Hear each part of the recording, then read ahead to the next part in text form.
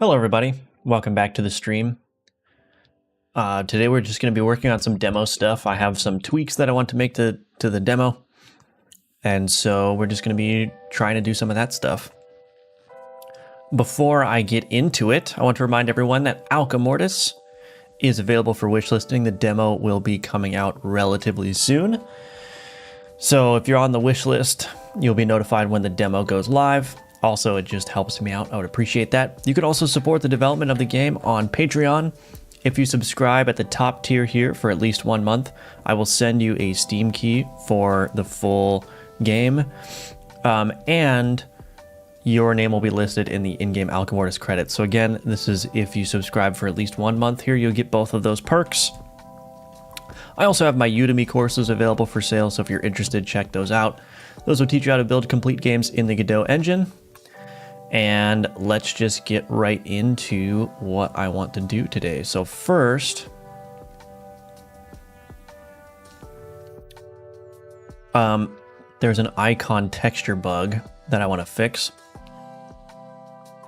And then the main thing that I want to work on is, so I'm working on the demo build. The demo build has obviously a limited amount of content, but I'm still thinking through with the publisher what kind of content or experience we want the players of the demo to have. So yeah, I want to basically do these things in this task here. So yeah, this is going to be, it's going to be a little bit tricksy, but we will see what happens. But anyway, hello Neozoid, welcome back. Good to see you. Let's fix this icon textures missing issue first.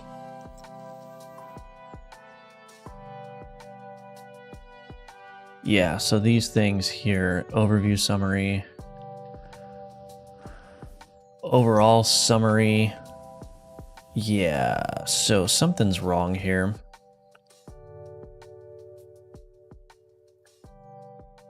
So that's not the problem. I think the problem is these summary header, card summary item, damage label. Oh.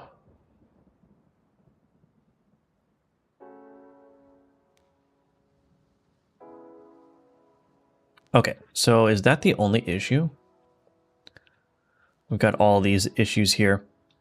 I think this is just...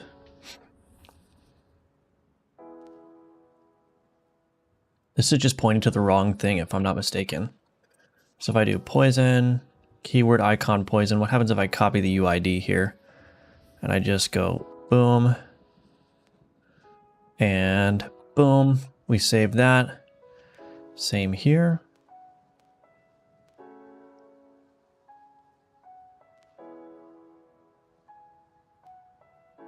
Okay, does that fix everything?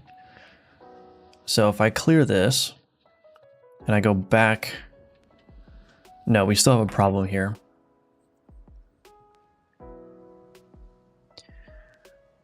Where am I missing things? Overview summary.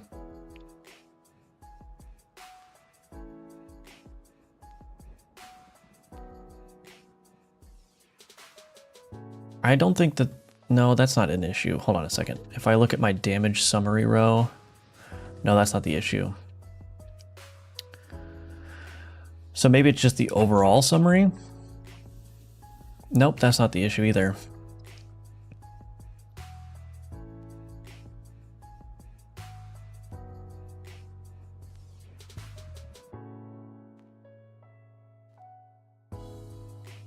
Well, what I could do... I mean, I cleared that. Let's see. Just build the game. Maybe I fixed it. I don't know. Maybe that was the only issue. I should just double check the combat summary, I guess. Or actually...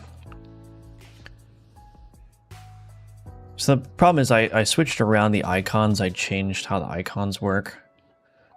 I put them into an atlas texture, but I may not have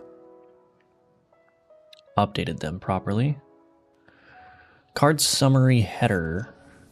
So wait, is this just good now? How is it actually getting the icons? Get UID icon for keyword. Oh, but this is already... Oh, yeah, I don't need... Yeah, I don't know why I'm doing that.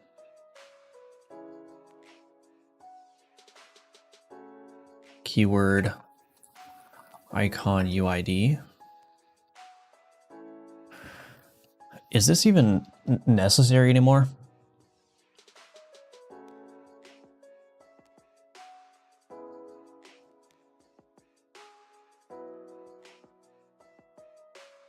Well, I guess it doesn't matter. Okay, let's see. Let's just go into the game and see what happens. We'll just do some basic damage and make sure that the combat summary shows everything correctly. Hello, Ciara Francis, welcome. What are we working on today? We are going to be working on the demo content stuff. Combat summary.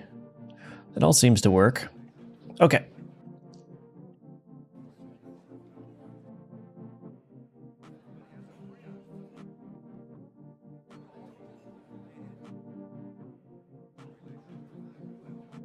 Flip orientation went away, is that correct?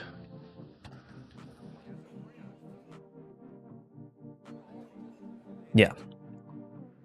Okay, fix incorrect icon path. Hello, Emerson, welcome. Good to see you. Hello, V, welcome back. All right, so that one's done, that bug. Now we can move on to this one. Allow players to unlock some things in the unlock tree for the demo. So currently, the way that I've got the demo configured is that you can't unlock anything in the tree. I want to change that though. So what I need to do is, so I'm going to need to limit the challenges to only 8.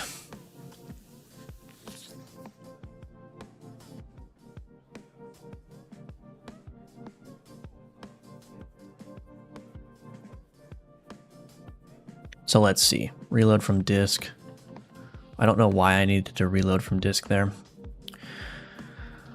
So if I go to my unlock challenge factory here.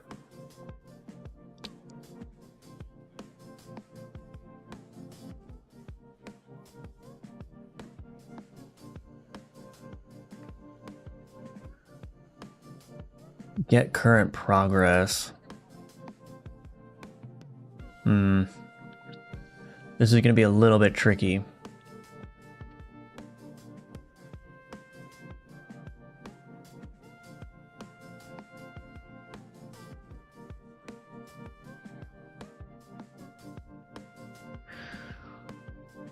Oh yeah, this is going to be tricky. So the problem is, what I'm currently doing, I think, is in my global statistics. If is demo build, I'm not tracking anything.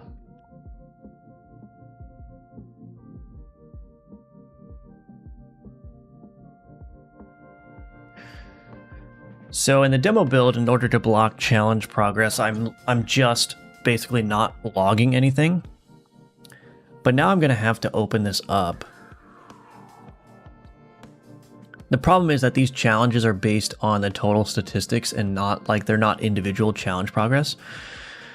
So each of these challenges, they're basically just reading the global statistics and then determining the progress. So this is actually going to be a little bit harder than I thought.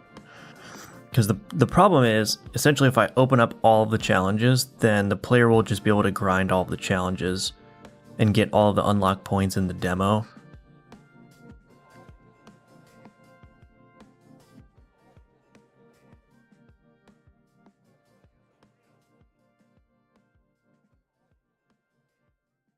And I don't necessarily want that.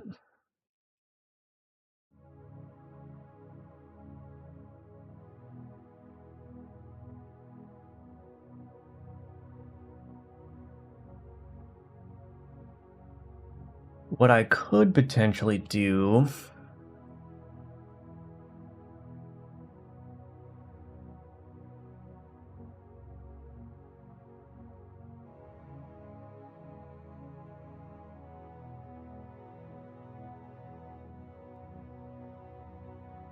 Shoot, I don't know what I want to do about this. I mean, the easy thing to do would just be to literally not include some of these challenges in the demo. But the problem would then become it's still tracking the global statistics under the hood for that. So this is a thing that me and the publisher are not sure about either. Is like, do we want demo progress to carry over into the full game? Maybe I shouldn't. Maybe I just shouldn't worry about that right now. Maybe what I should do. All IDs. Oh, is this not used anywhere? All challenges. Notify one run. Or run one. Challenges.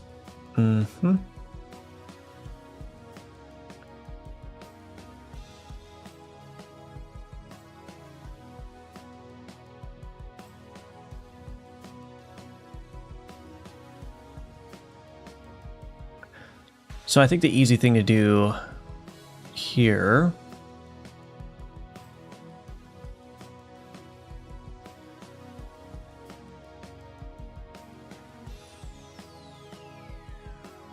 challenge list, order by x.key.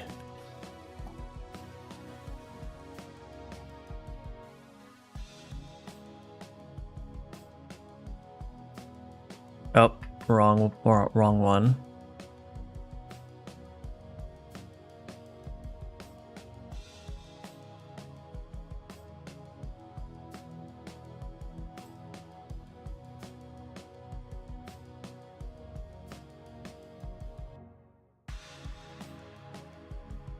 Oh, it's ordered by completion percent. Okay.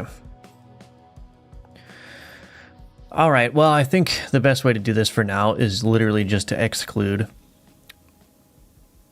a bunch of challenges. So I only want to keep 8 challenges because that's the number of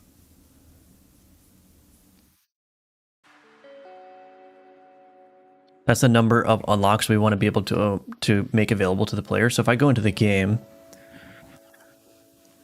basically we want to make the first 2 tiers unlockable in the demo.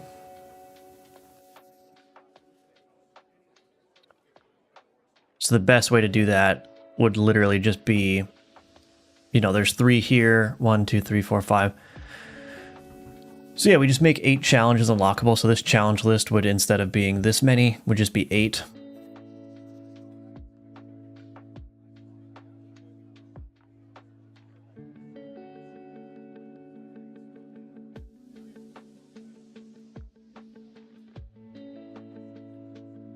Yeah, I think that's just the way to go. Copy separate project and delete existing challenges. Well, the tricky thing again is like these challenges, like the challenge progress is not stored on a challenge by challenge basis. What is stored is like your overall total accumulated statistics, and then the challenge progress is derived from that. So there's no way for me currently in the code to basically say, okay, the player's not allowed to make challenge or progress towards this challenge because the progress again is not challenge by challenge.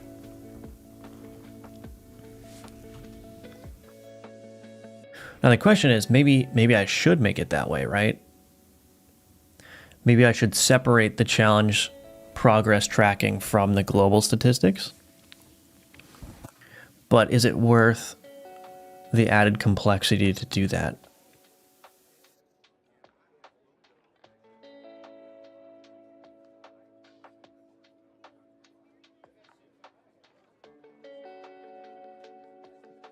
Is it worth the added complexity? All right, let's just start with what I said I was going to do.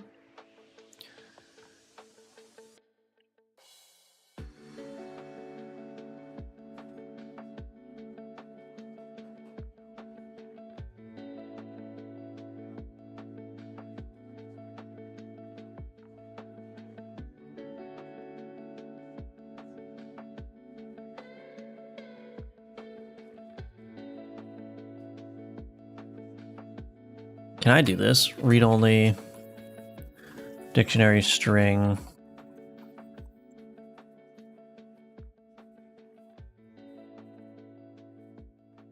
Demo challenges is equal to new. And we'll just do that. Can I do in here? I probably can't, right? No, I can't do that.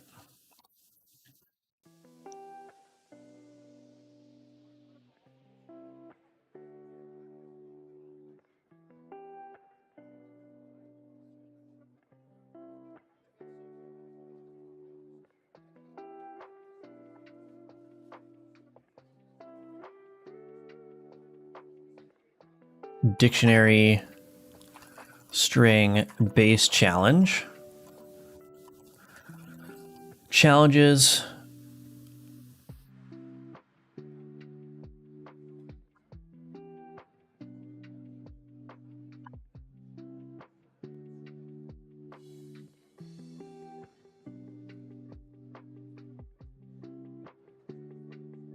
I can't do that either. So it doesn't, that spread operator doesn't work for dictionaries. That's okay.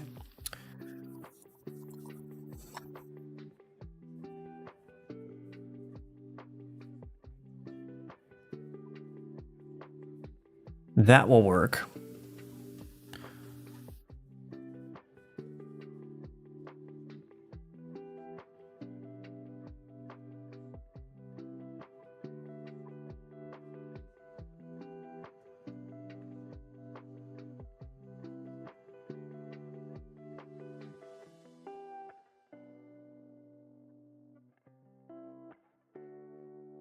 Bar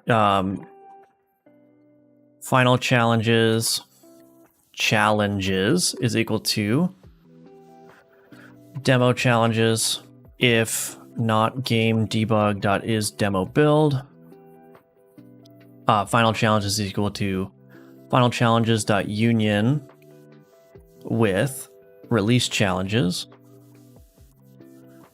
.to dictionary.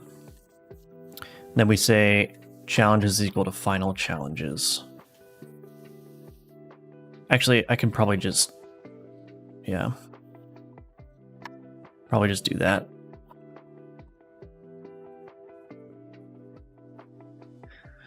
Okay, so we've separated these out. So now I just got to pull 8 of the challenges that I want for the demo only into here. And then hopefully make field read only. Oh, I can make this read only.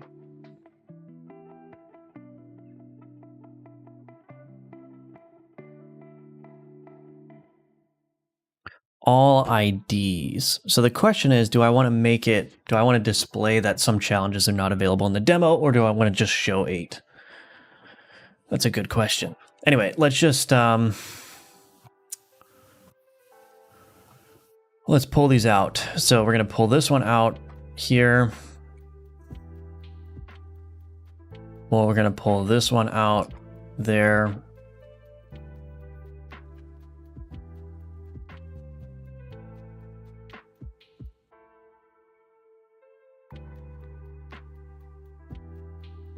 Pull that one out. Pull this one out.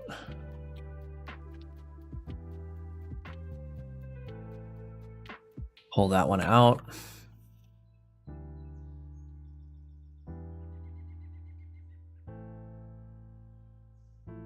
So we need 2 more. Maybe pull out the healing one.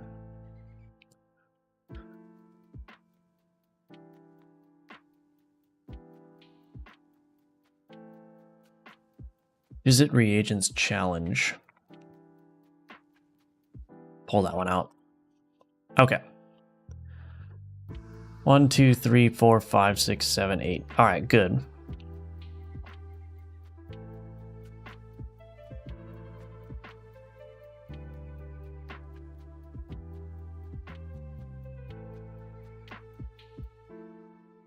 So this may need to be a little bit more sophisticated, but let's just do this. Editor, or sorry, debug. We'll put the demo tag on. I will also, just for good measure, clear my save data. What? Clear save data, project settings, debug, turn off training dummy. Turn this off, turn that off. right, let's just take a look. We'll see what happens.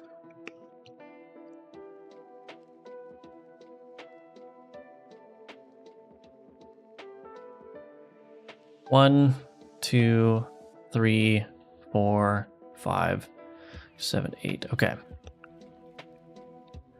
So now what I'm going to do is I'm going to do enable quick unlocks. And so I should be able to complete a lot of these. So I should be able to, for example, just pop on over here, just do this. Okay, and then if I abandon the run, well, maybe we won't see challenge progress because it might be blocked. Yeah, so I've got a bunch of stuff that I need to address now. Demo. Is demo build? Oh, the other problem, right. This needs to go away now.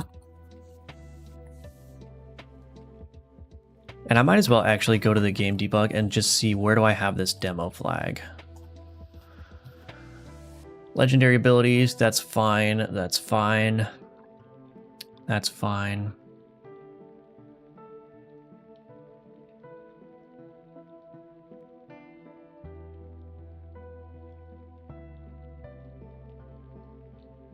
I think that can go away.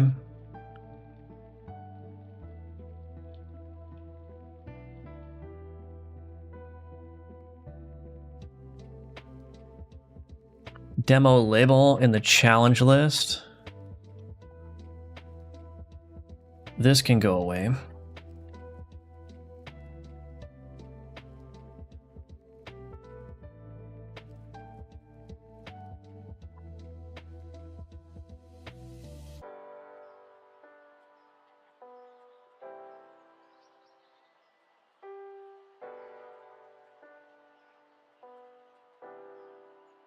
UI unlock cluster unlocks are not available in the demo. So I may want another message here like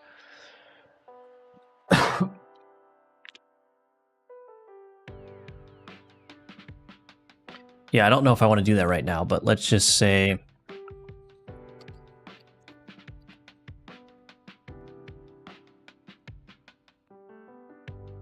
we'll have a demo message for the situation where you've unlocked everything that you can unlock in the demo. You click on something else, and then it will show that error like, oh, you've unlocked everything that you can unlock in the demo.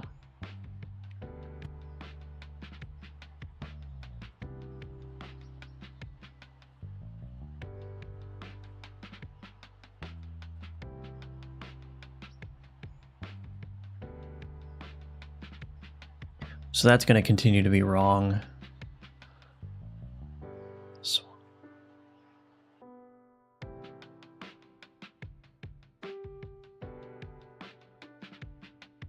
we'll just get rid of that for now. Okay, let's take a gander now.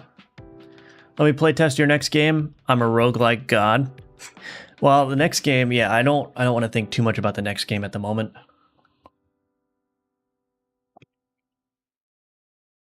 I do have an idea for the next game, but whether I pursue that or not entirely depends on how Alchemortis does.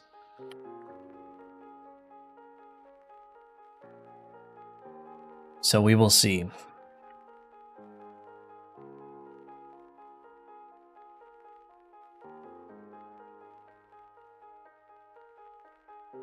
So now I should have an unlock point.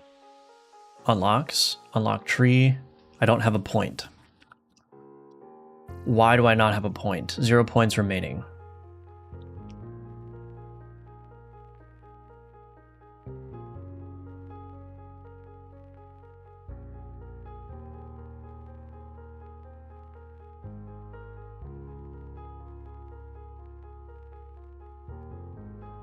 Oh, because I've hard-coded it there. There we go. So just get rid of all those demo gates and see what happens. Hello. Joshua Walk, welcome. Good to see you. Stray Pointer, welcome. Hello, hello.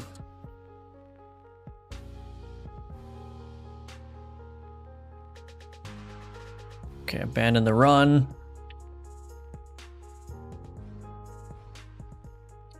So then we got the challenge progress. We go back to menu, go to unlocks. Oh, there we go. Unlocks, unlock tree. So now I should be able to unlock these things.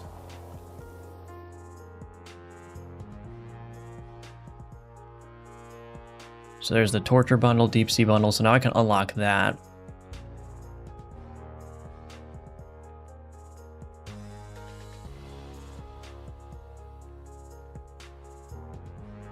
Okay.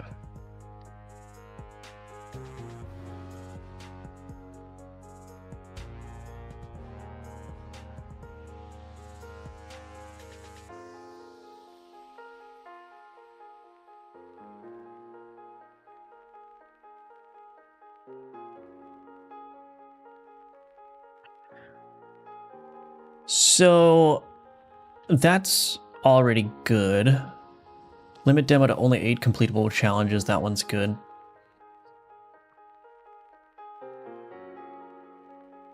This is a totally separate thing.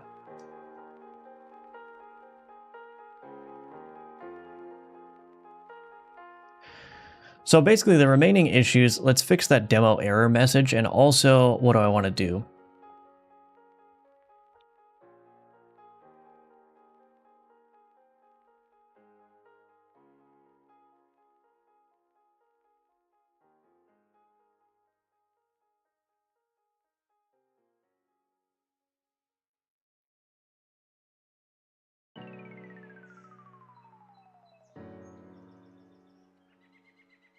The other thing is, do I want to show all of the potential challenges in the challenge list?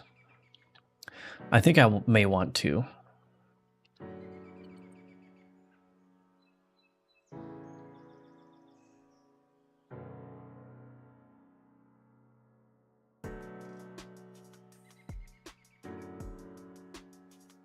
Okay, anyway.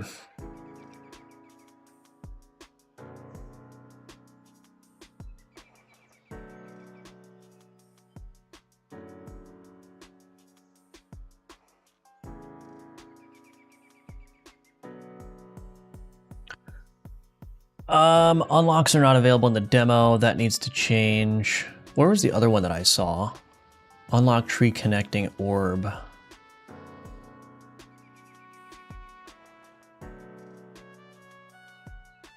Unlock cluster description. Set body. Oh. Do I have the tier here? Yeah, so let's do this.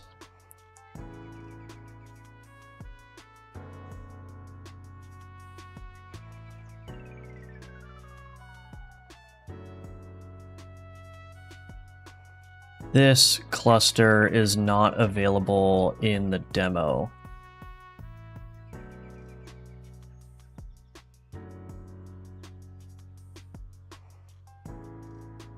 All right, let's just see if that one works.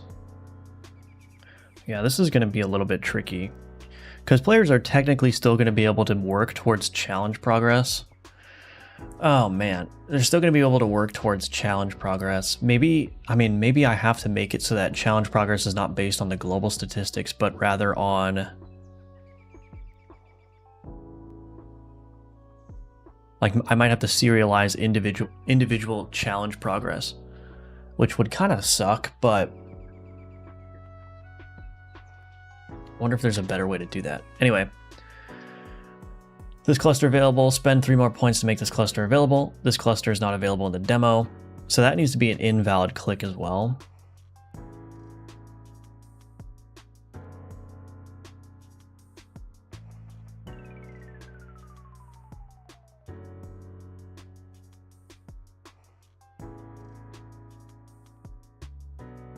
Okay.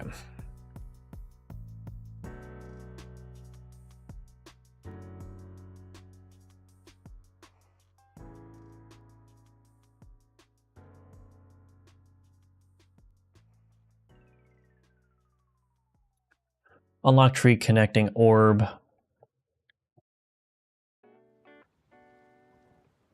Add clickable validator.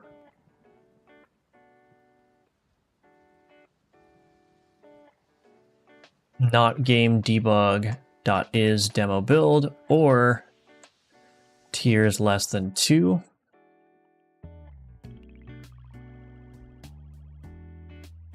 Thank you for the IDR 10,000 Snup Bill. Very much appreciate that. Thank you. With the message Yummers. Welcome, Clickertail. Good to see you. Unlock tree.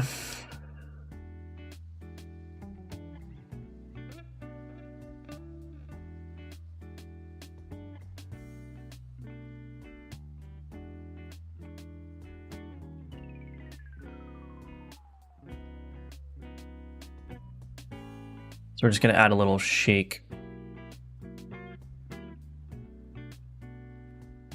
Little shake effect on there.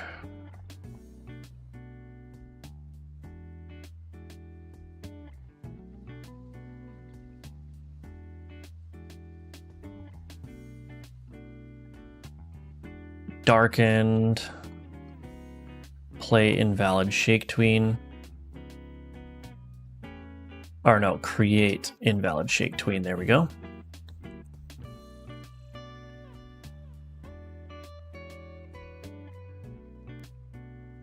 I don't know what I'm going to do about this, but we're just going to forge ahead. Oh, that didn't work at all.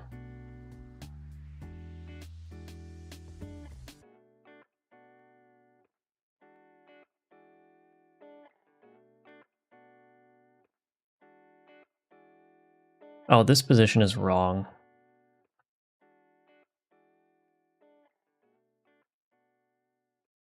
Yeah, I think I want to change all of these.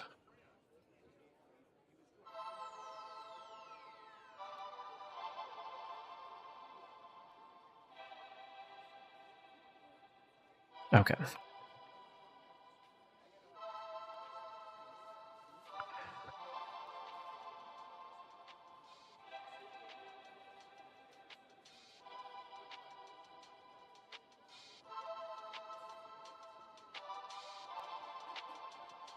Actually,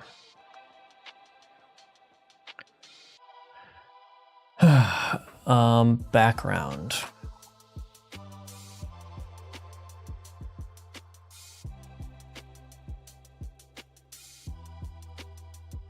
Let's just add another node 2D here. Call it tween root. Put those all under there. Access as unique name.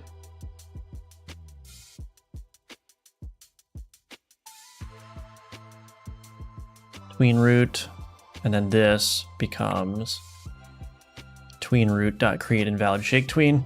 All right. A lot of time to spend on just this thing, but that's all right.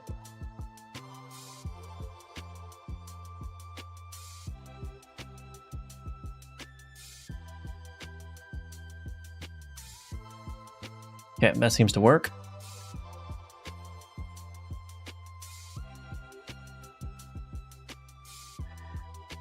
All right, so now we got to get the messages working. So unlock tree item. So we'll say this unlock is not available in the demo.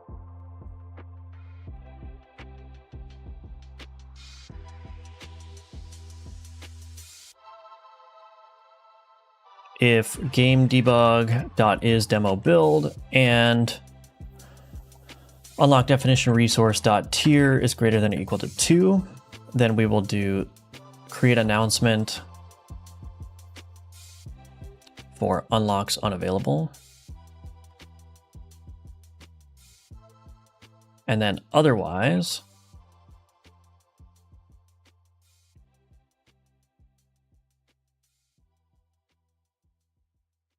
we do this one. Is this used in multiple places? Oh, it used to be. So let's just say, I'll just create a method here.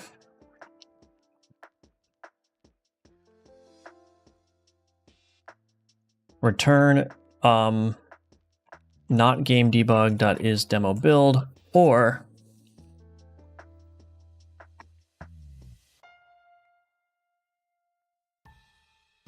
let's just do less than or equal to 1. Cool. Okay. So then here,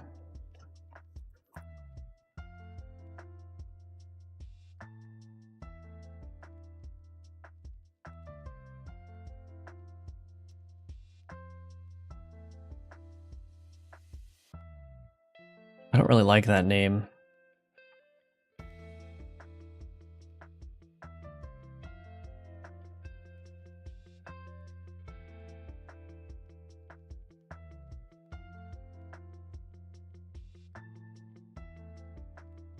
All right, let's try that. So we want to show different messages for unlocks that are truly not reachable in the demo. So what we should see here is that when I click on one of these, spend 3 more points, no unlock points remaining. Spend 3 more points. Then this one should say unlocks are not available in the demo, except I need to rebuild the translations.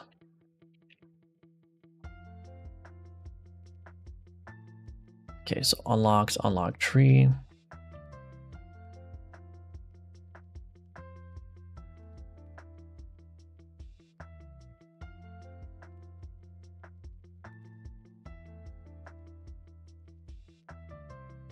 Okay, that seems to work. So as a first pass, that's pretty okay, I think. Open up first to unlock clusters for demo.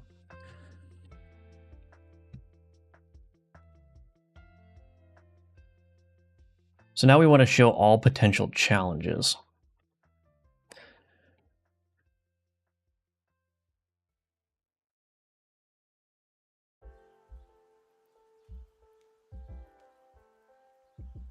So what I'll do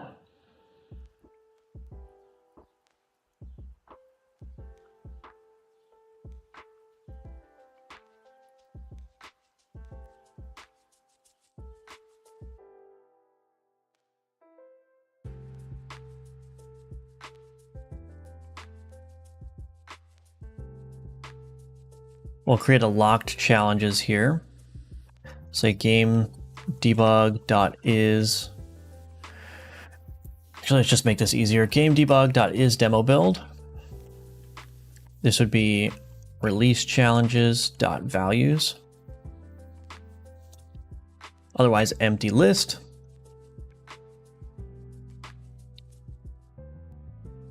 So then I need to update the challenge list to show the locked challenges.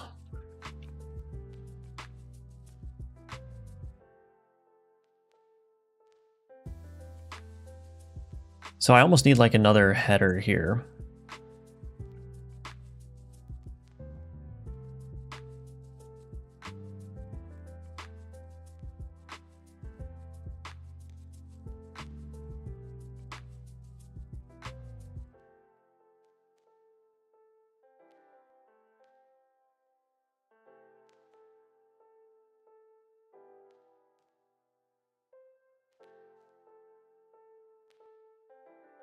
Is that what I want to do?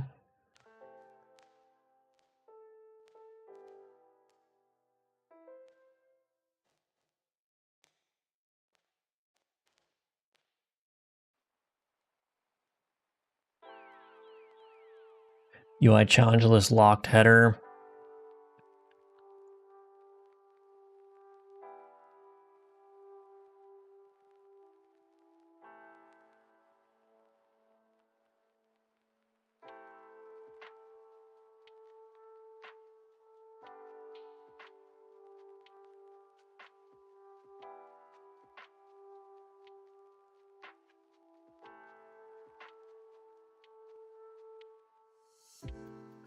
So we'll want a description for this too that says something like, oh, these are locked in the demo.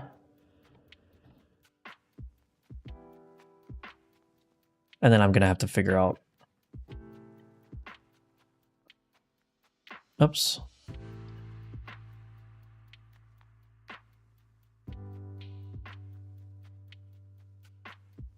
Gonna have to figure out what I want to do with this now, but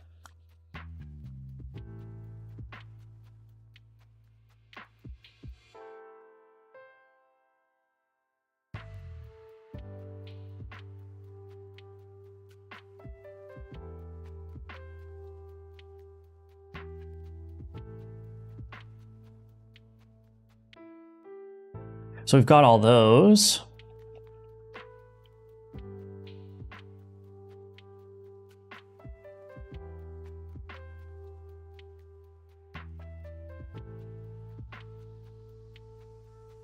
Let's put these in here.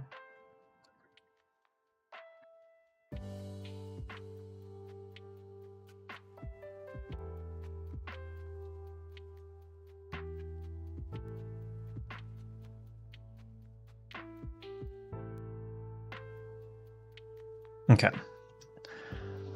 Hello, Jace MKH.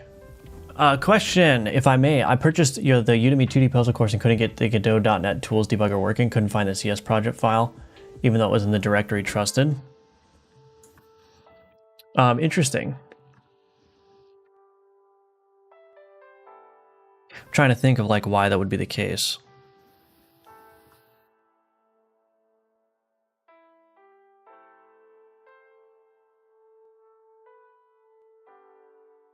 Well, I mean, I can show you my debug setup and maybe you can just edit it. So if you go to like the debugger tab here in VS Code,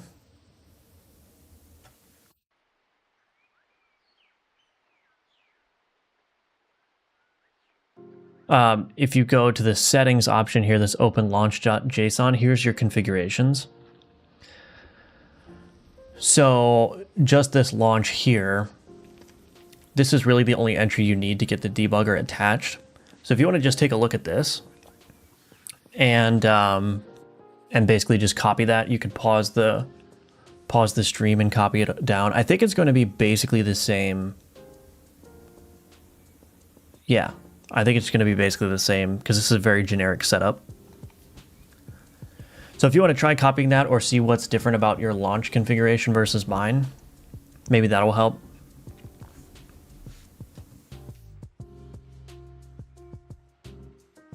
But yeah, I don't really know why that wouldn't be working. Do you use AI for your script? Sometimes.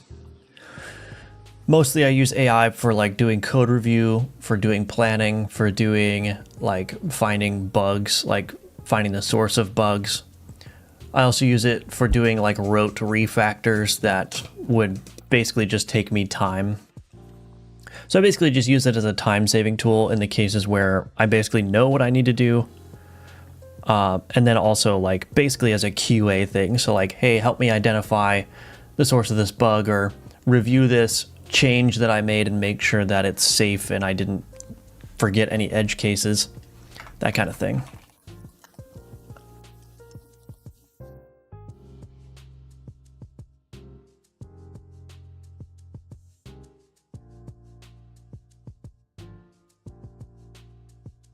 Okay. So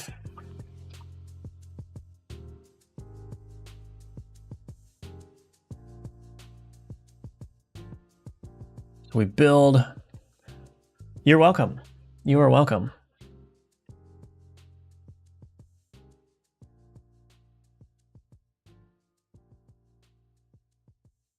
All right, so there we go. Let's just make sure that this works. And then I'll figure out how to show like a locked state for these things. I mean, maybe it's not that important. Oh, why is that wrong? Oh, that needs to auto wrap.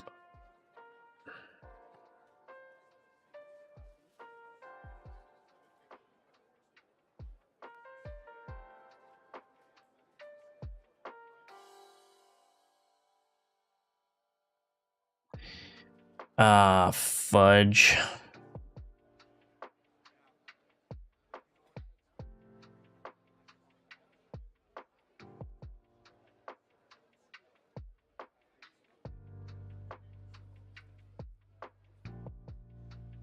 I don't know how big this is going to be. Whatever. We'll just ignore the warning. Unlocks. Unlock tree. Boom. Boom. These challenges are not available in the demo. Okay. Okay.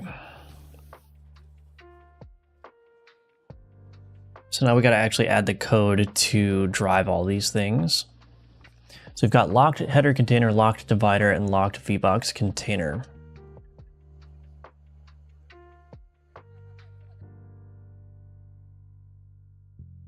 I'm not even going to bother to type these properly.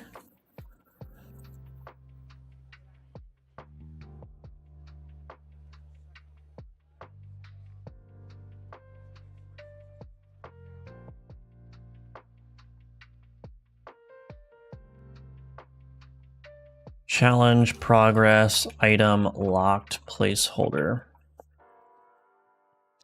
So on ready, basically what I'm going to want to do is locked header container dot visible is equal to game debug dot is demo build, locked divider dot visible,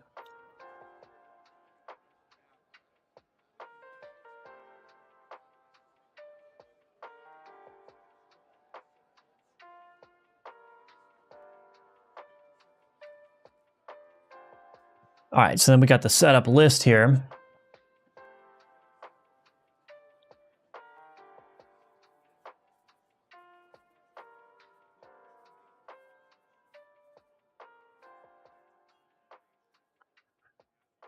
I think I basically just do this.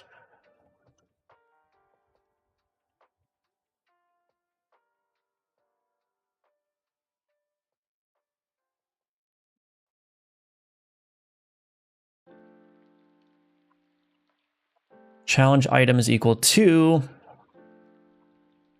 challenge progress item locked placeholder, set challenge, update progress.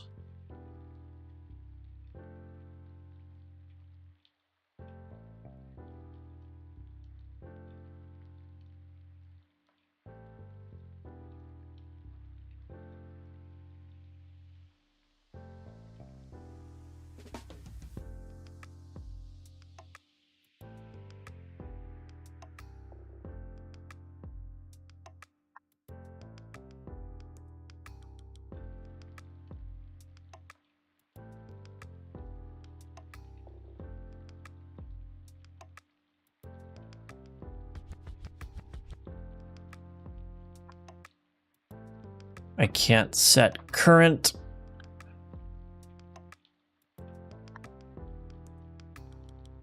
Or just overwrite the current.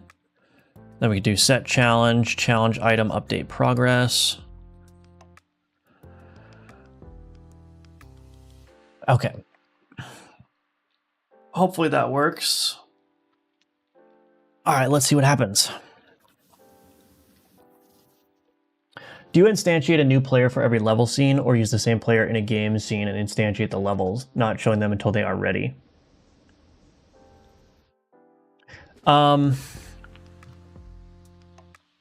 I mean, it depends, right? This is not working. So it depends. I think...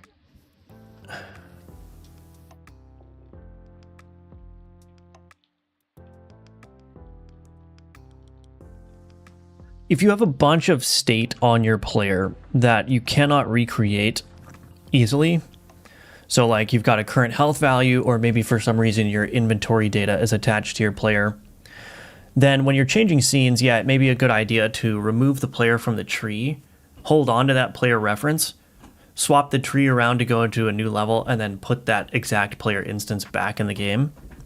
So that's a good option if you've got some state, like I said, on the player that is hard to recreate, right? Because if you free the player and then you reinstantiate the player, and you have some state associated with the player that needs to be carried over, you're going to have to re-inject or recreate that state. Now, I think if you were designing the game quote unquote properly, all of the characters, all the players' persistent state would be managed by something else anyway. Because like, let's say that you have a save system, for example, right? Let's say that you're making a Metroidvania. Well, the data about like what are the player's unlocked abilities and like what's the player health and all that stuff, you're gonna have to restore that from a save file anyway.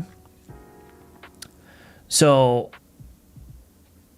yeah, I mean, it really depends, right? Like if you're making a Mario kind of game where it's just a very basic platformer, you could probably just reinstantiate the player brand new every level because like nothing much is really changing from level to level, except just like what challenges are presented to the player. But if you have something where like, no, there's actually some kind of like persistent player data, then the approach that you take is going to depend largely on like what other supporting systems you have.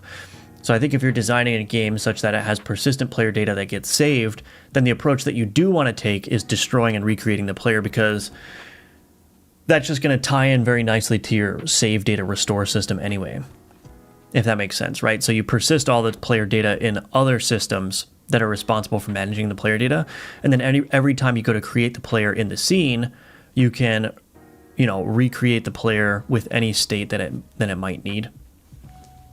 So I don't know if that makes sense, but I guess what I'm trying to get at is like, if you've already got a pipeline for persisting and restoring player data, you could just hook into that pipeline every time you change a level. So you don't need to hold onto a player reference. You can just recreate the player in the spot in the level that you want, and then use that like persisted data restoration pipeline that powers your save system to recreate the player data during runtime as well. But if your player is basically just a vehicle that you control that doesn't really have any persistent data, then you can just delete and recreate the player, like put the player at the spot in the level where you need them to be, and it's technically a new player instance, but the player's not going to notice. And then the third option is if you are indeed storing some kind of state on the player object itself that is not managed by any system external to the player, then the best option in that case would be to remove the player from the scene tree, hold on to a reference to it, change the level, change the scene, free everything else, and then take that player and put them back in the scene tree, because then you keep all the data that you want to keep. So anyway, those are the options. It depends on what you're trying to do, but yeah. Good morning, Ninja Link. Welcome. Good to see you. Curious how your ability effect system is built. Is it all based on registering lambdas with an action manager of some sort? Let me think if I can give a very quick overview.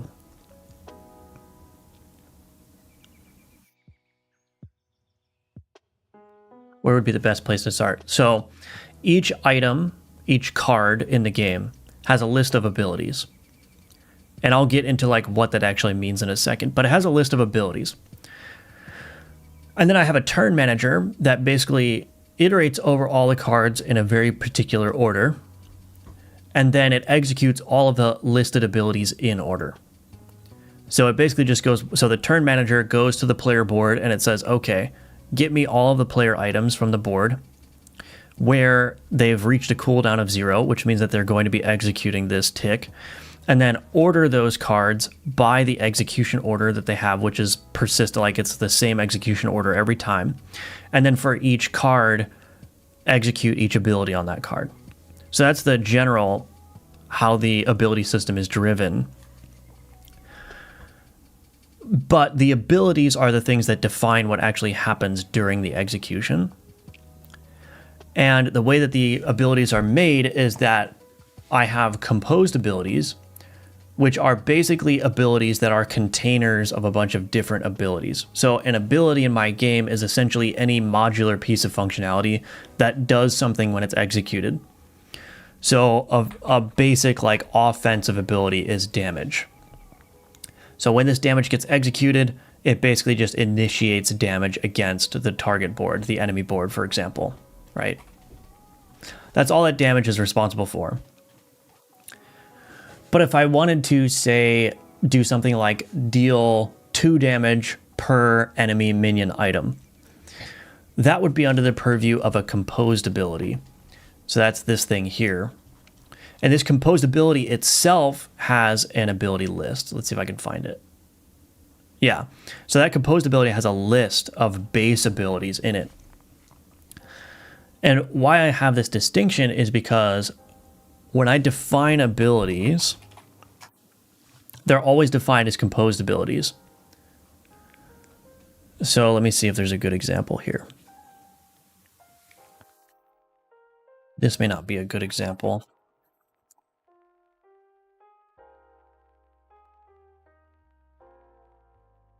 Okay, so this one. Shield per minion or armor per minion on the skeleton commander. So this is a composed ability, right? I pass in a lambda here. This is essentially a function that returns an ability configuration. And the reason why I'm doing this style is because it makes it very easy to duplicate the ability.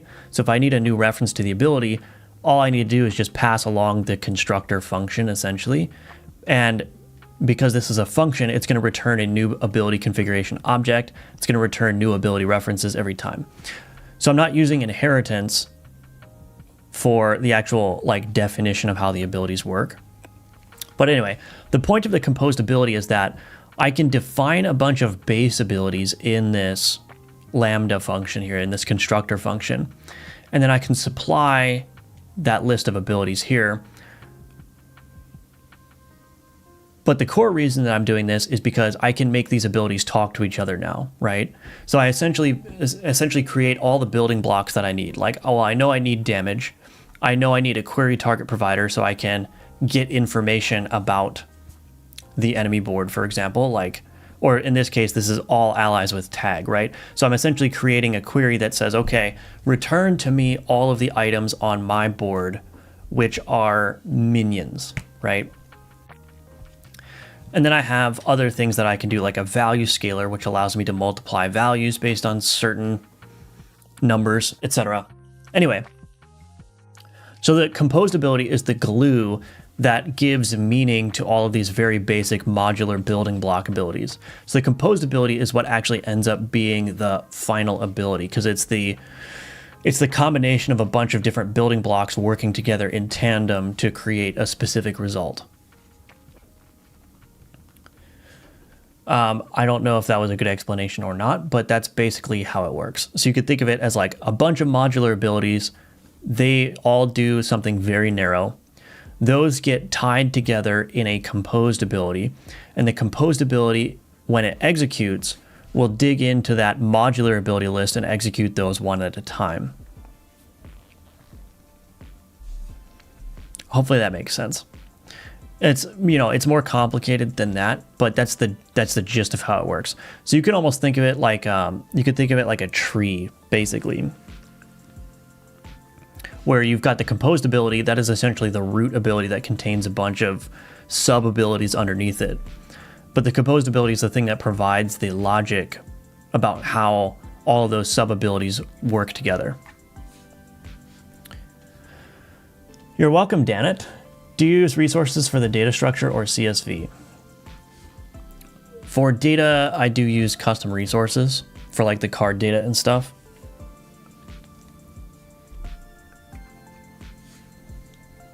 So yeah, super interesting. Didn't mean to sidetrack for too long, but thank you for the explanation. You're welcome. You're welcome. Okay, I'm going to take a quick 3-minute break. I'm going to make myself some more coffee. I'm feeling a little bit tired today for some reason, but I'm going to do that. And then when I come back, we're going to check out this challenge list stuff. So BRB.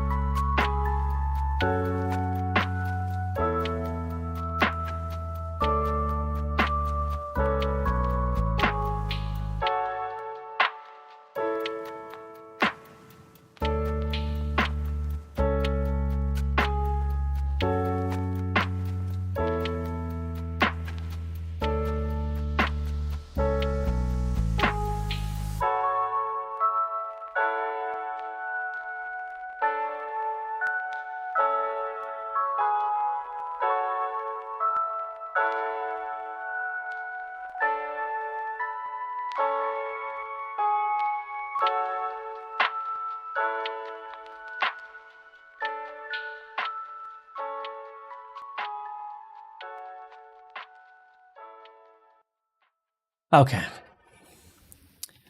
Let's see if the challenges work.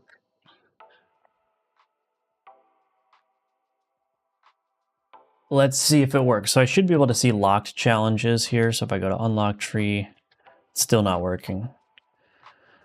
Locked VBox container. Did I not mark that one as unique either? Locked VBox container. Interesting.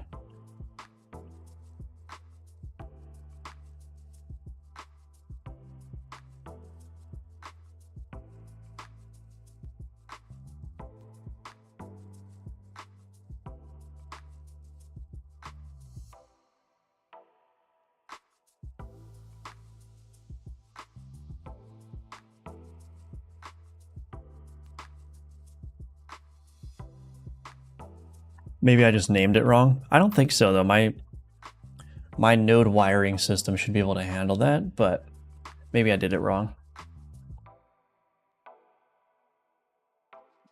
I got my coffee.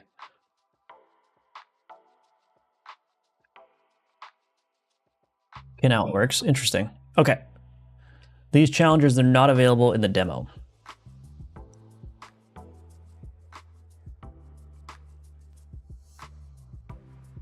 Okay. I mean, that's fine for now. I may want to do some extra work to like dim these out or something, but oh man, dimming these is a pain in my rear. I don't remember why it's a pain in my rear, but they are. Oh, I think the problem...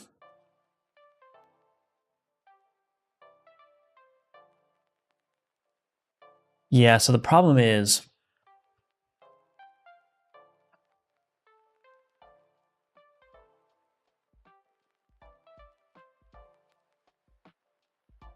If I wanted to dim this whole thing, I would essentially need to wrap this whole thing in a canvas group, and I just don't know...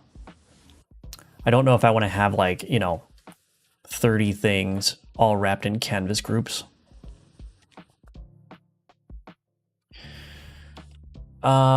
So, I mean, I could dim like these things, and actually that may be possible.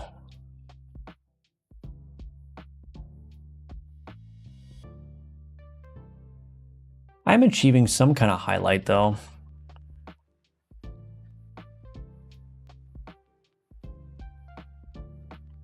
Foreground material.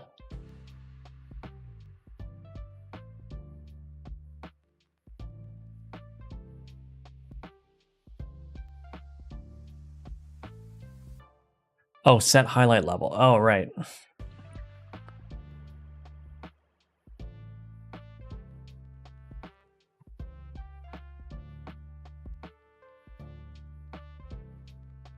Actually, can I do this? Ooh, I might be able to do this actually. Set as locked. We'll just copy this all.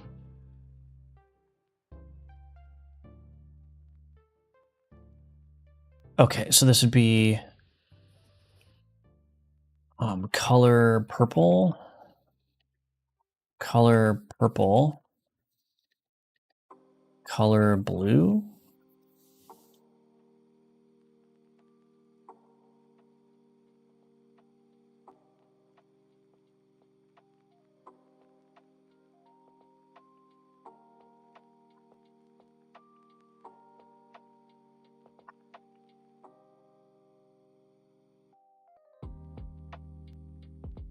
I have no idea if this is going to work.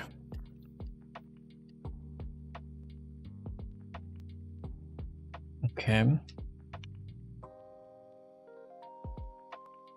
We'll just slap another argument on here, set as locked.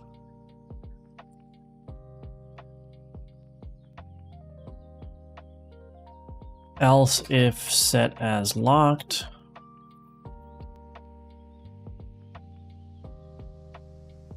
Okay. Then in the challenge list here, set as locked true. Let's see what happens. the evil bean juice. Hello, D Rex. Welcome. Alchemortis has come a long way. How far along do you feel it is right now? It is almost ready for release. Oh, I need to dim.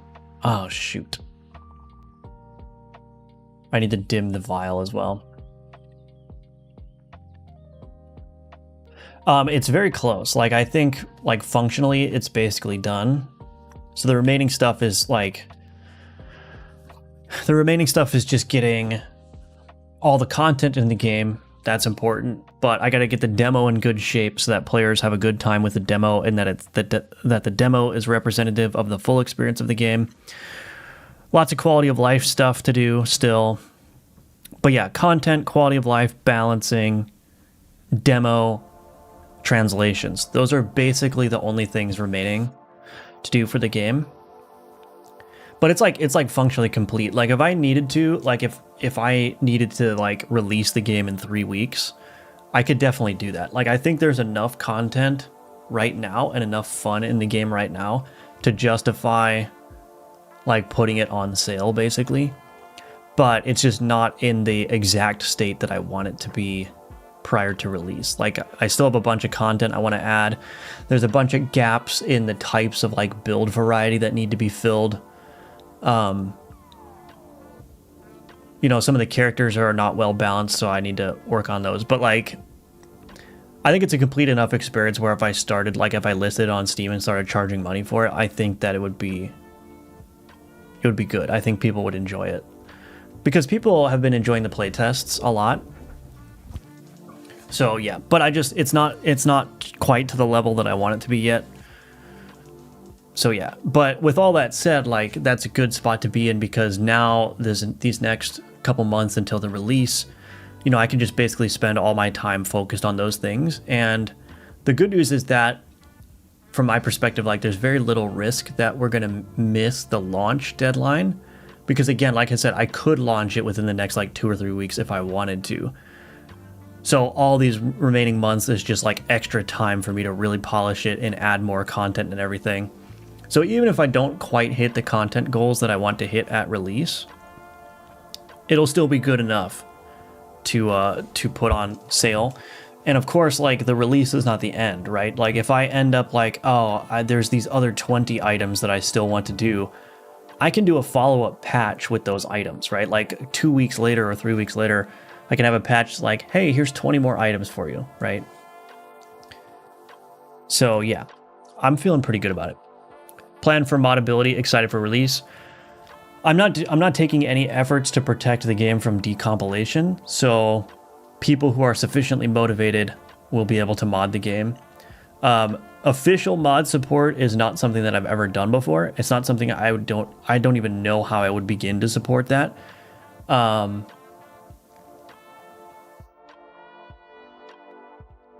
So, but if the game is popular enough, like if the game just goes crazy and makes a bunch of sales and people are like begging for official mod tools, that'll be something that I definitely look into supporting.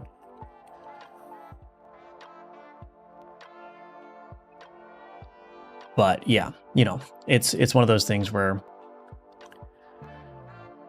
it would be a good problem to have if the game launches with no mod support and everyone goes, what the heck, man, why is there no mod support? That would be a good problem to have because it means people care enough about the game that they want even more out of it.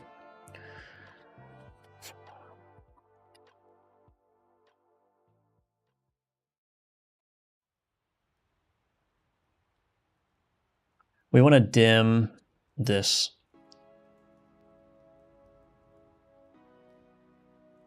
vial background. No. Vial rect. Okay. Oh, there's a stray freaking pixel here. Ah, dang it. Where is that coming from? Ah, vial holder wrecked. Okay. What am I doing? What am I even doing? Oh, this is sloppy. Sloppy work, sloppy work. We're gonna fix that.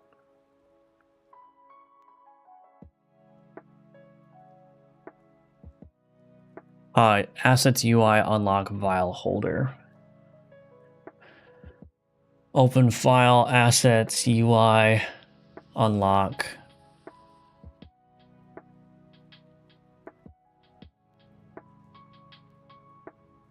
Challenge progress.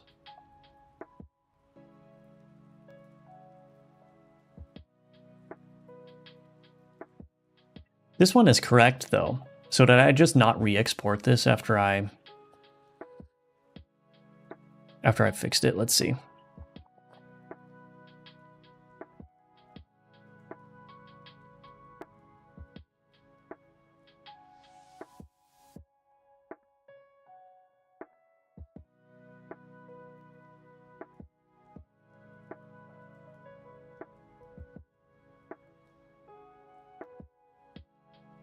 Really?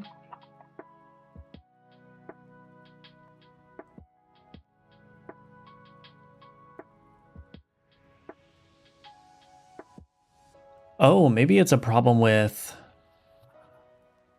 Oh, it's a problem with the region. Oh. Oh. The region is incorrect. There we go. Okay.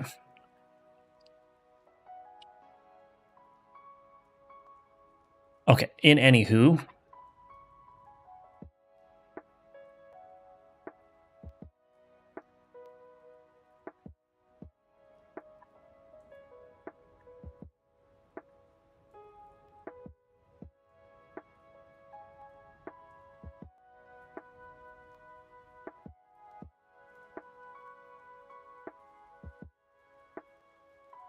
Okay, let's see. What content do you have planned, like more worlds and stuff? No, the content I have planned is basically just more of everything that exists currently. So more enchants, more legendary abilities, more corrupted abilities, more items. Like especially there's a bunch of like gaps in certain types of builds that need to be filled.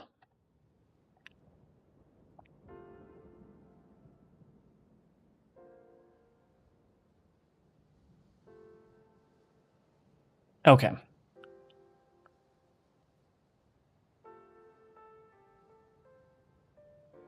That's looking pretty good.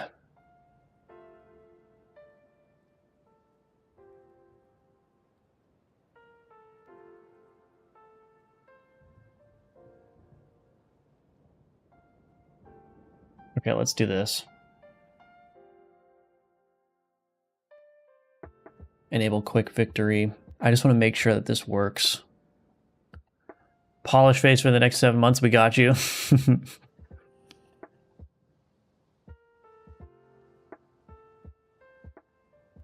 So I think I should get 3 unlock points from this.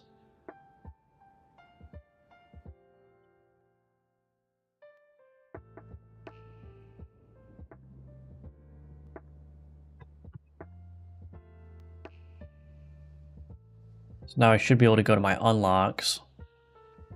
Unlock tree. And now I've got these. Yeah.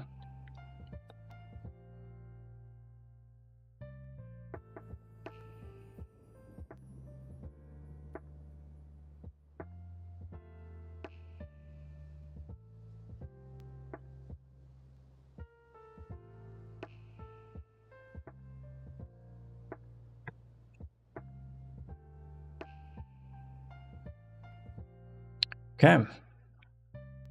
Can I pin? Oh, I can't pin in here. Maybe I should.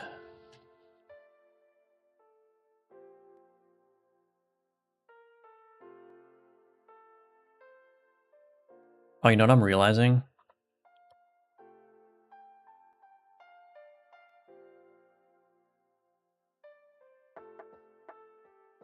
The scroll value is retained when I pin and unpin.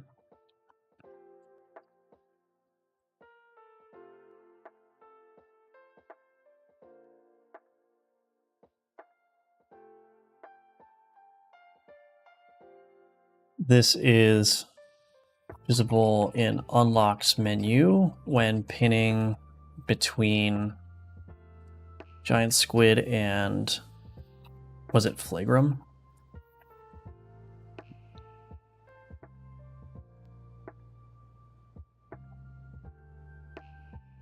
Yeah, giant squid and flagrum. Also, why did the escape not... Wait a minute.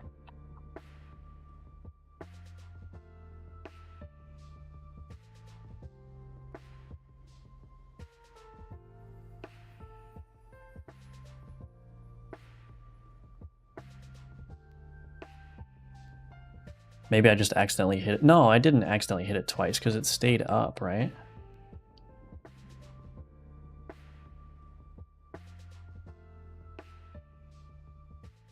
Oh, I can pin it again while it's escaping out. Okay. Can pin items again.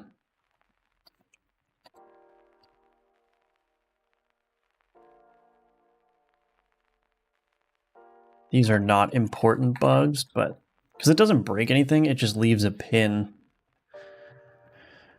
Just leaves a pin on your screen, which you can exit. So it's not throwing any errors. It's just like, yeah, I probably, like if I hit escape and pin again, I get stuck with this.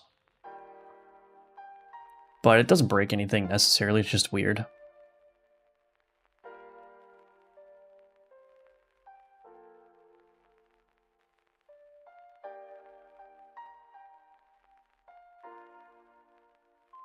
Okay. Show unavailable challenges as locked in demo. So there is one big challenge remaining, which I'm going to have to spend a lot more time working on, which is that now that these things are unlockable, these first 2 tiers unlockables, I have a script that runs in CI that basically builds a stripped down version of the game. So it's actually a Node.js script that, based on a manifest, based on this manifest, it will say, okay, everything that's present in the cards list gets preserved for the demo. Everything else gets scrubbed. So like all of the scripts for like anything that's not included in this list basically just gets compiled as a dummy empty script. And the reason for this is like, I don't want to make all the content available in the demo and then somebody can just go and flip a flag and get the full game. So this is just a little bit of extra security. I said earlier that I'm not going to prevent decompilation, which is true, but I just don't want to make it like, I don't want to ship the full game as the demo build and then somebody just like flips a flag and then like goes and rehosts the game somewhere for people to download the full version. Just trying to protect myself a little bit. But anyway, so I need to basically make sure that every piece of content that is unlockable in that first 2 tiers is pinned as content that needs to be included in the demo. But that whole system is a mess, so I'm going to have to do that later. Sorry, I put that pixel there. How could you? If you have anyone helping on this or a solo dev, very nice work. So the actual game itself is all me. I did hire my friend to do the music, but that is the extent of like external help that I've gotten on the game. I have a publisher helping with like the business side of things. So like doing the translations, doing the marketing, doing influencer outreach. The publisher is also going to help me investigate like, you know, doing other platform releases as well. But when it comes to like the actual experience of the game and the content of the game and the art in the game, all of that is my work. Started learning Godot by GDScript and now I'm trying to move to C#, but I'm struggling with the await alternative. How do you wait for signal events without propagate async up your chain? You can't. That's just how it works, right? So I think maybe... So you only really need to await it where it actually needs to be awaited.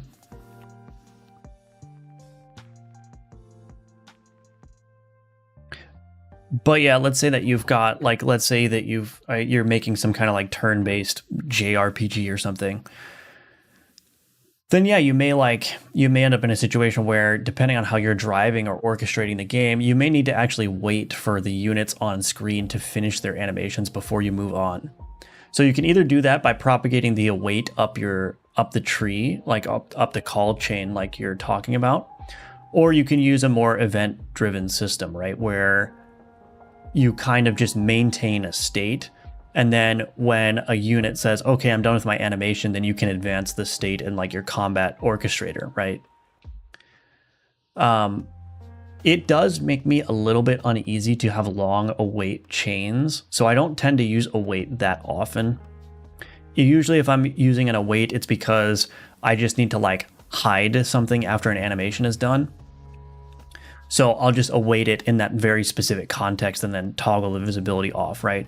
But I don't rely on like chains of awaits to like drive game logic. I think that makes me feel very uneasy, because the problem with awaiting things is that it's a non-blocking operation, right? Which means that the state of the game can shift out from under you while you're awaiting some other state change. And it's very easy to get into a situation where the underlying game state changes in a way that you didn't predict while you're awaiting something else to trigger a state change, and now all of a sudden you have like an incoherent state, right? You've got like all your wires crossed, and now it's like, wait a minute. I have this data now that shouldn't be set at this point, but it is set. Now I've got to track, the whole code base and figure out like, why is that happening? It becomes very unwieldy. So I tend not to use awaits, especially not for driving game state changes. I just think it's better from my perspective to have some kind of like central orchestrator that responds to events that are happening, or better yet, is the one responsible for invoking those events. But yeah, it can be a problem for sure.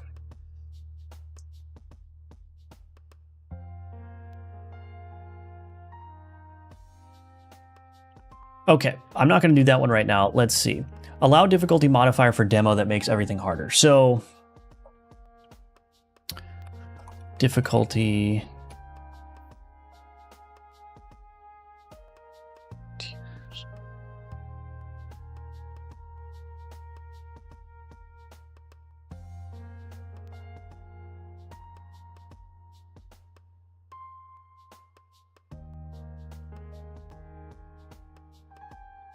So when I was talking with my publisher, we were talking about making at least one of the difficulty modifiers available.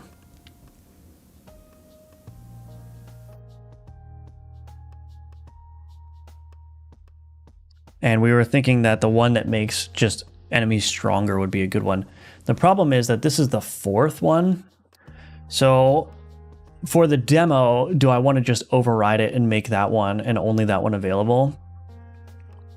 Or do I want to move this to be the first one? I don't think so.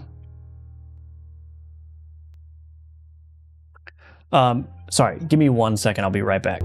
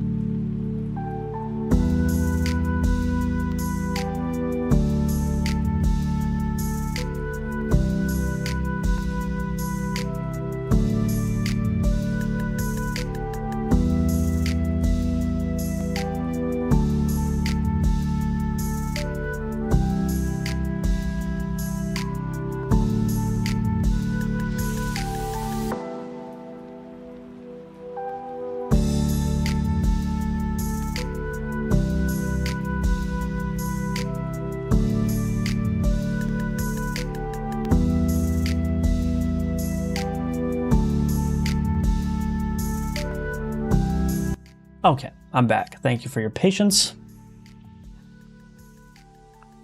All right, so the difficulty tier thing, well, I guess it would help to first look at how the character select handles the difficulty tiers.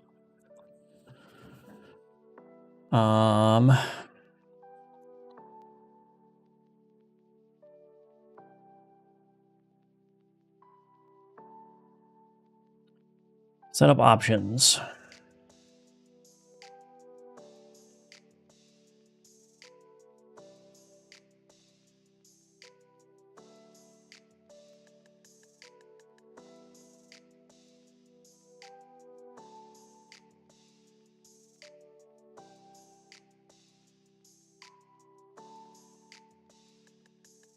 Might actually be good to add a tutorial step for this too.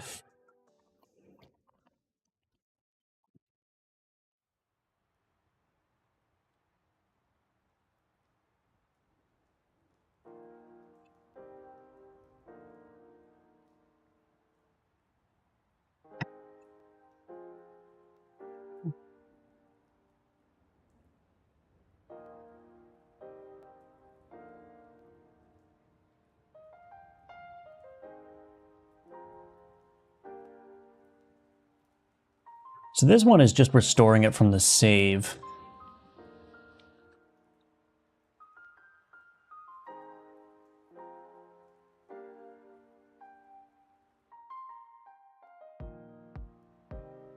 What in the heck, man?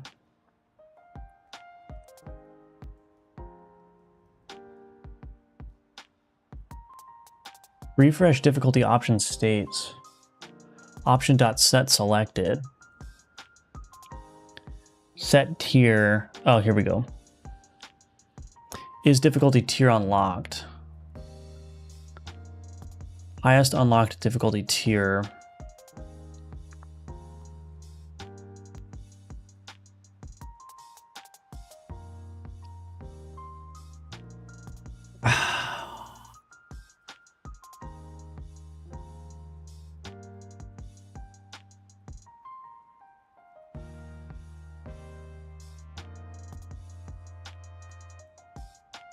Update unlock state. Oh, this doesn't even need this anymore.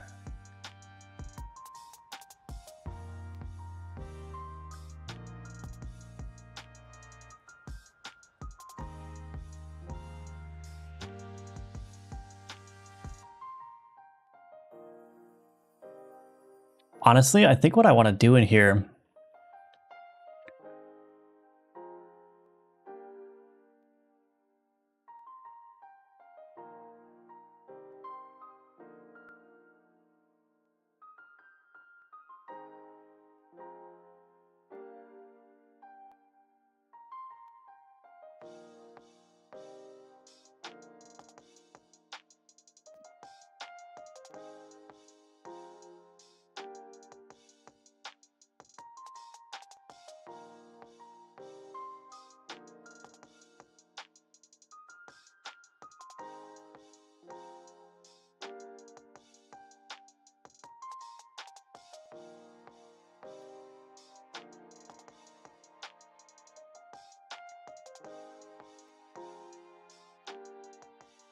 So I do want to unlock, shoot.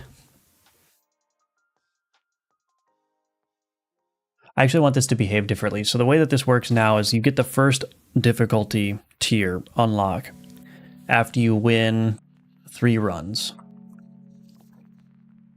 But I think for the demo, for the sake of getting the players a taste of like what could be available, I actually want to make a difficulty tier option available after the first demo victory.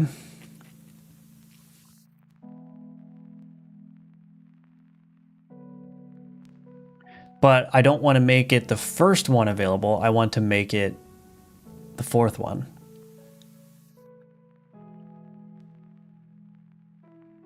So the question is, do I even... I might just gate this whole thing. Well...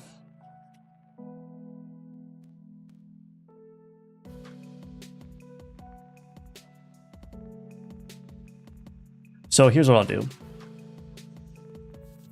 We will allow the demo player to unlock this one. So sorry, the other thing that I'm thinking about is like if the player wins 3 runs in the demo and then they go and buy the game, they should have the first difficulty tier unlocked in the full game. So I still want to log that they've unlocked the first difficulty tier. But what I don't want to do is allow them to progress beyond that. So in the demo build, any further wins, no matter what your run modifiers are, will not update the highest difficulty tier unlocked. Okay.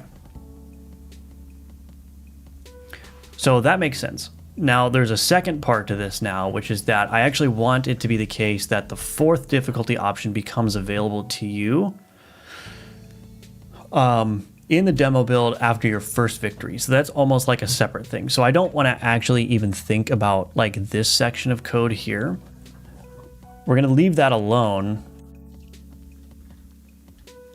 And then what I'm going to do is I'm essentially going to say, this is difficulty tier unlocked. What I want to do is let's actually just do this. Oh. Okay, we want to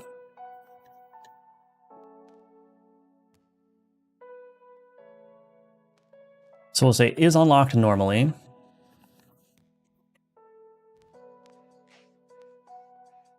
Bar is demo tier unlocked.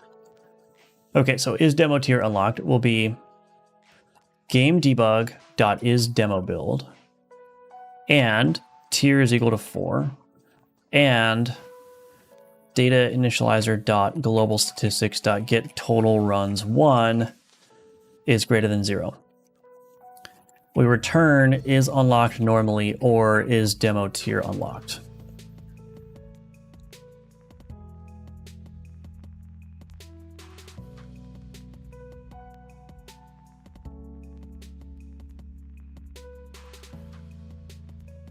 Okay, let me just see how that breaks.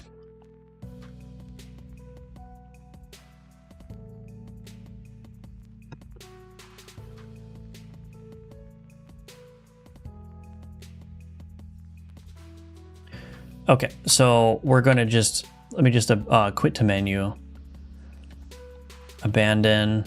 Okay, so these are closed, right? So these are all closed. I go in here. I have quick victories enabled, which basically means that after I visit the first node, I will win the game. Okay, so now we've won.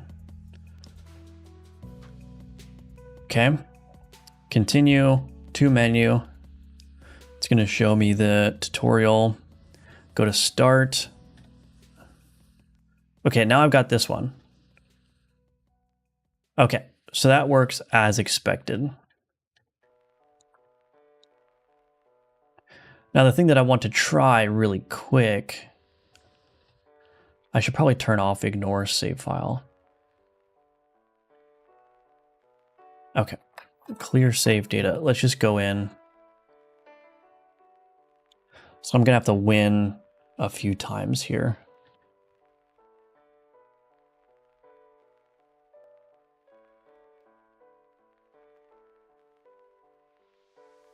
To menu.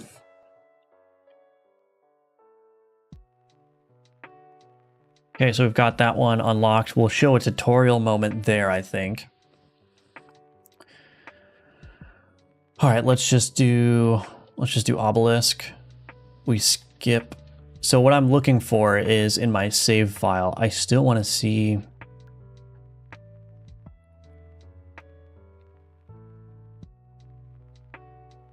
So I still want to see highest difficulty tier unlocked. So that's 2 victories.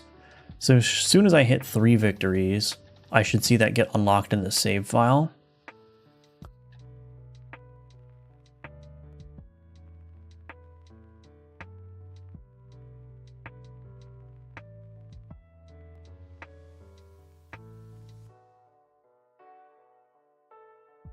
Highest unlocked difficulty tier is 1. So that's correct. So now, but if I go back to, okay, so it did unlock that one. So I need to change that.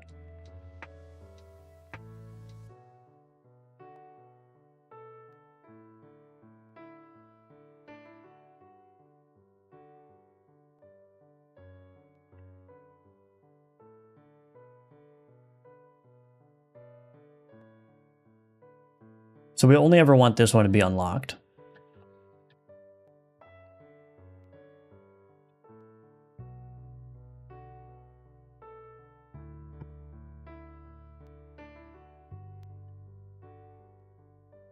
So let's just go to enchant.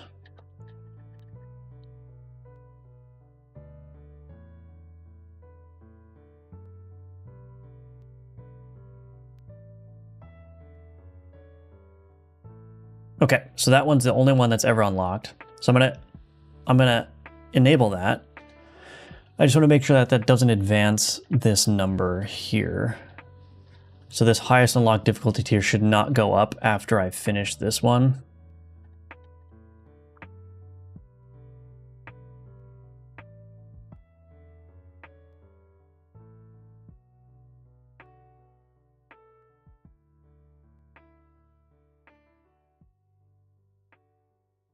Okay, so that did not go up. Now the other thing too is that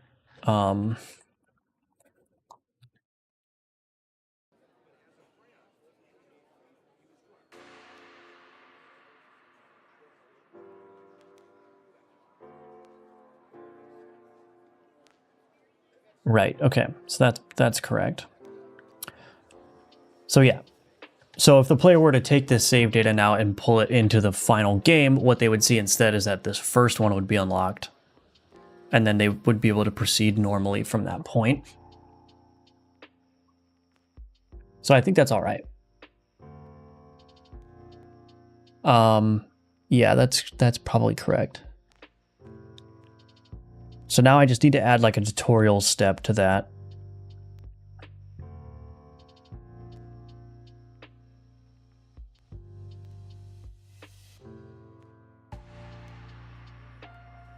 Yeah, this is definitely the increased difficulty. All right.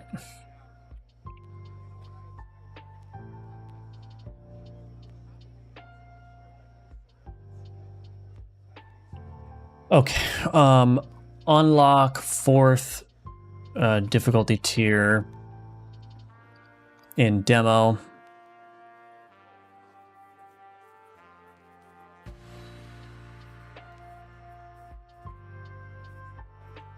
After first victory. So now let's think about doing a tutorial state for that.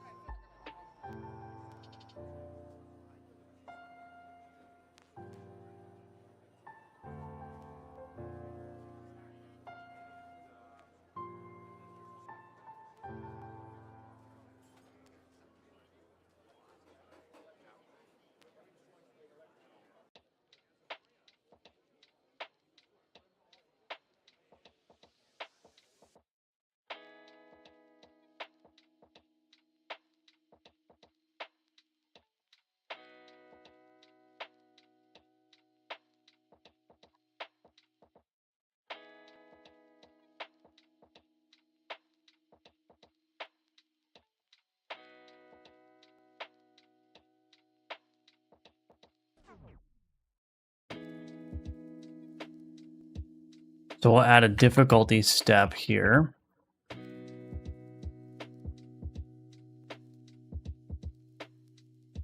Enter state difficulty. Let's just call it menu difficulty. Entry condition, CTX.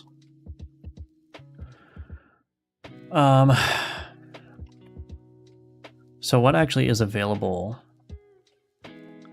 I only have the unlocks button.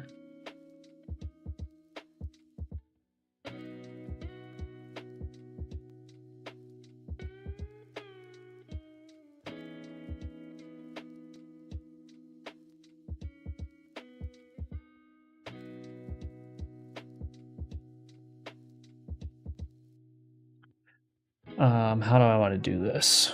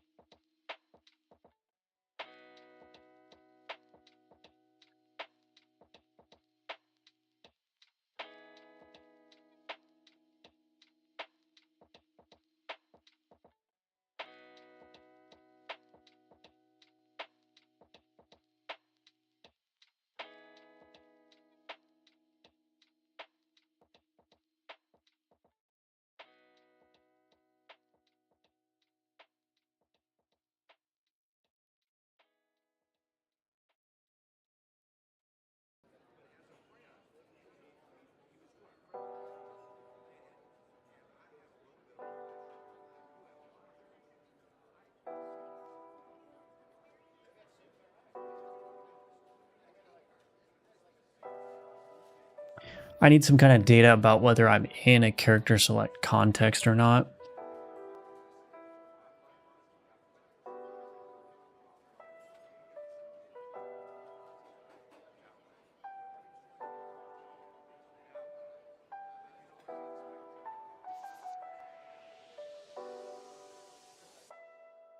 If not, play in.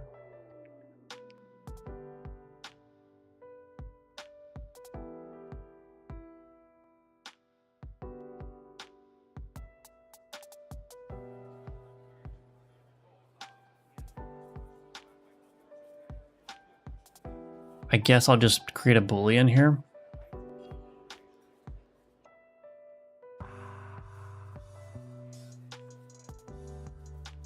Maybe is in character select.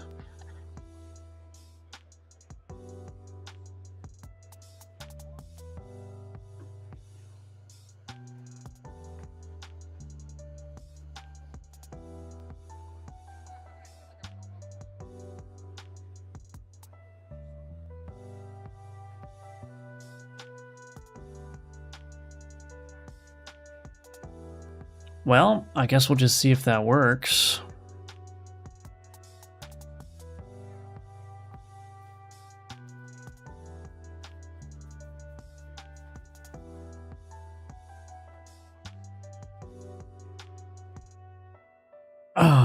Is in character select is equal to is in character select. Now I need a different.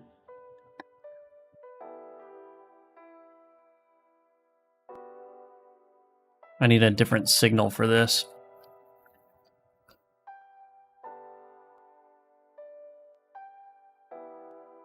Character select ready.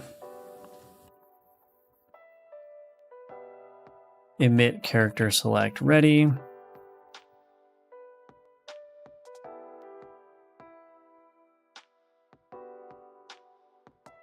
So in the tutorial guide here,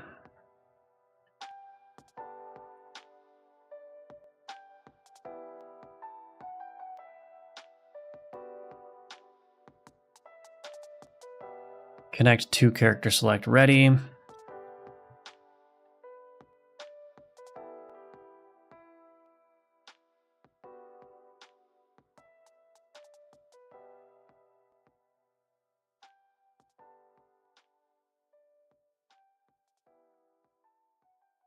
Enter state menu difficulty.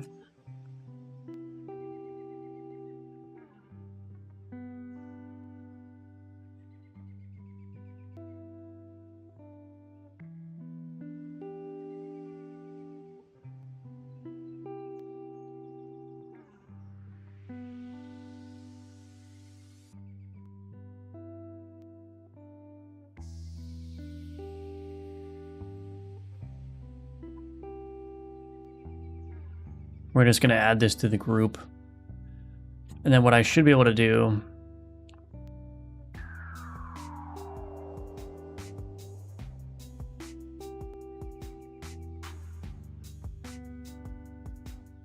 the other thing I'm going to need to do actually is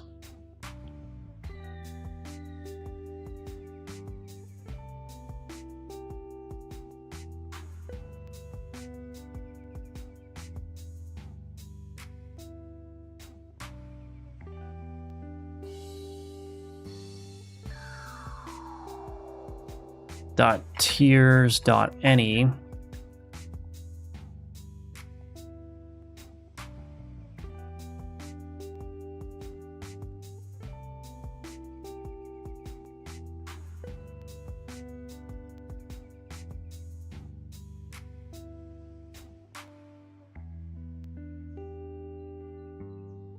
Okay.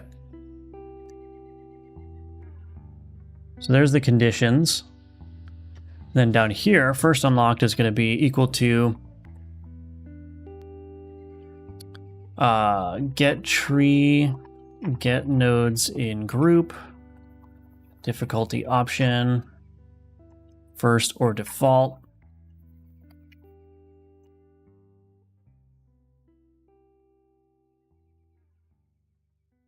Private bool is unlocked. Let's just make that public.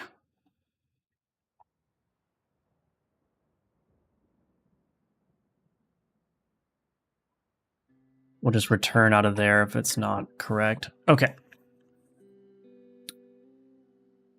All right, so the origin.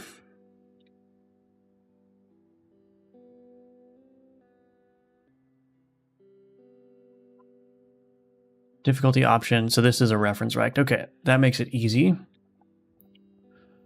So be first unlocked. Radius 32, that's probably fine. Origin plus default right padding, or maybe we'll do default down padding. Okay, so then this one,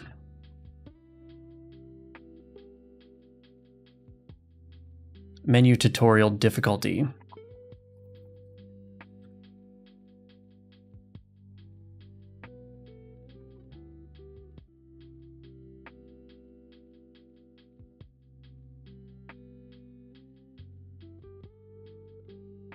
Activate it to increase.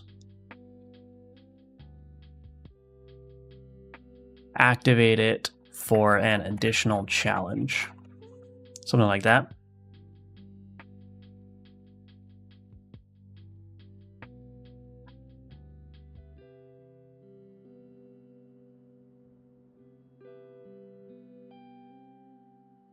Okay. Ordered menu states.all, set and save tutorial completion states. Okay. So now I need to go to options here. Let's just get rid of this. Just make sure this works as expected. False. Okay.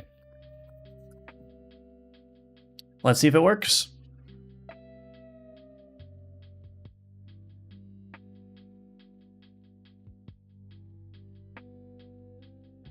Any day now. Any day now. Thank you. Menu tutorial unlocks. Interesting.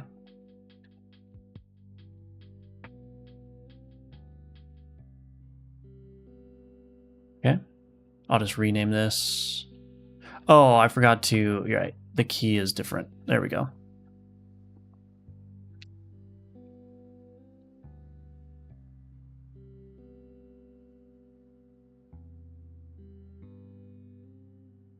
Build the translations. All right, let's see what happens.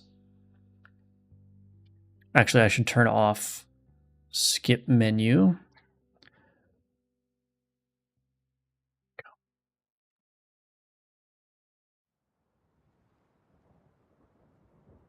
I have an unlock point. Thank you. Abandon. It did not work. Why did that not work?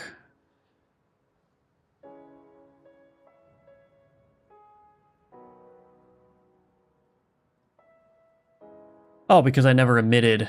Right. I never emitted that signal. All right.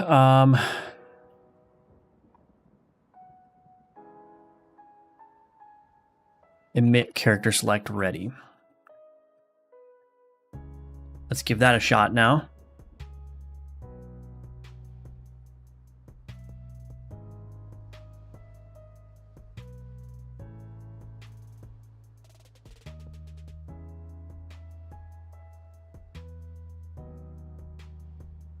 Cool. I think that's basically it. Now this should be marked as true. Yeah, cool. All right, so let's just run that back again. Just run that back again. So I should see both of them, no problem. I should try to break this as well. Yep.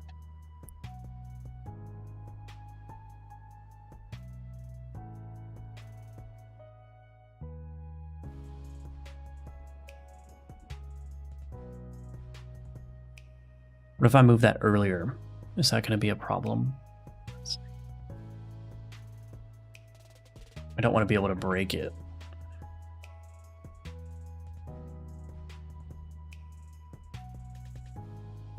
Okay, that works. Well, maybe it doesn't work. Options, false.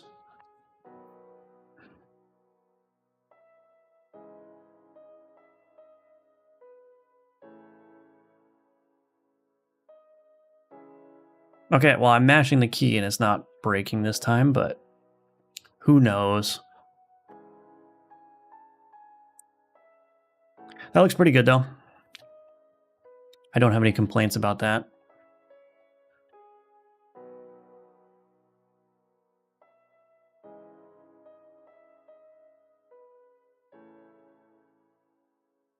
I have no errors in the console or warnings. That's good.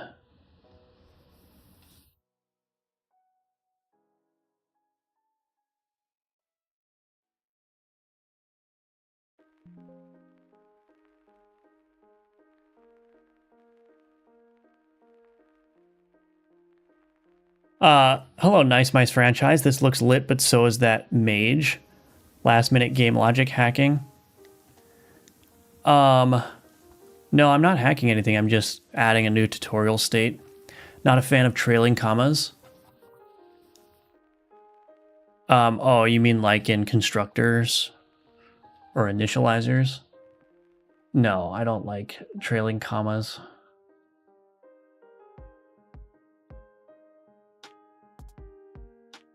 Okay, I think that's fine.